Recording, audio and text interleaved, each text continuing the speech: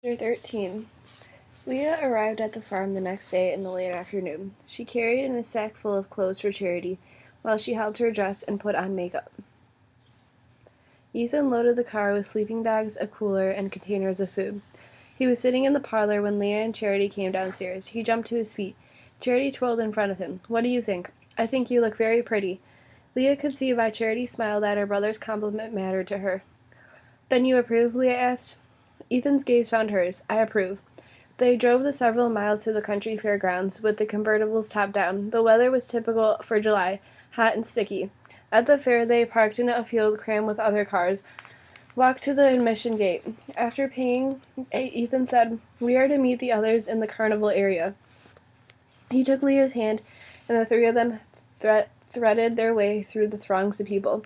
The carnival arcade consisted of games of chance and rides, and even more people waiting in long lines. At the Ferris wheel, Leah saw Jonah scanning the crowd anxiously. When Jonah saw Charity, his eyes widened, and then a grin split his face. "I like what I see," he told her when the three of them were standing in front of him. "Leah helped me," Charity said. Jonah glanced at Leah. Leah has only magnified what God had already created. "Where to now?" Leah asked. "I will win you a teddy bear," Ethan said. They went over to the booth where a Barker was urging people to try their skill at knocking over a stack of wooden bottles with a baseball. "Win the little lady a prize," the man shouted. $3 tries for $1. Ethan slapped down a dollar bill. "I will try." The Barker grinned. "Here you go, son. Dump 'em, and your girl gets her pick of prizes." Leah leaned over and whispered into Ethan's ear, "These things are rigged. You shouldn't waste your money." "It's only $1, Ethan said.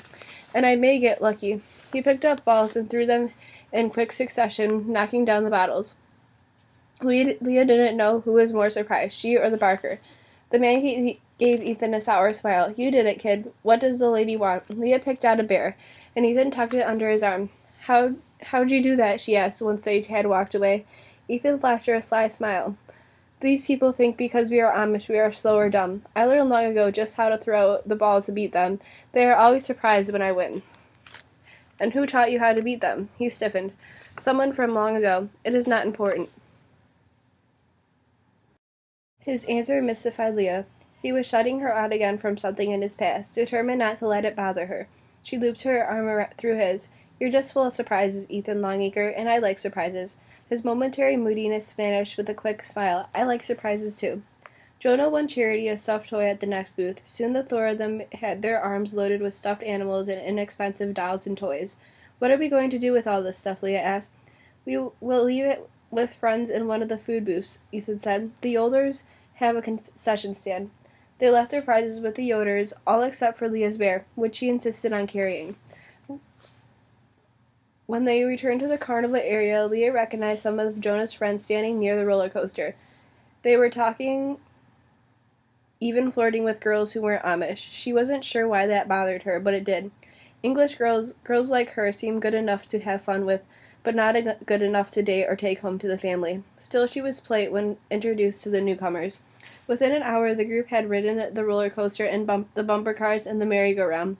Dusk was falling by the time Leah and Ethan got on the Ferris wheel.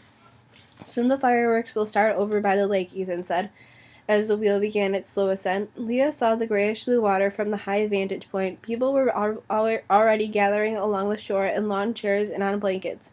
It already looked packed. "Don't worry, some of our friends are there saving places." Since Leah hadn't yet run into Martha, she wondered if Jonah's sister was one of the friends saving places. Their seat on the Ferris wheel swung to the very top, then lurched to a stop.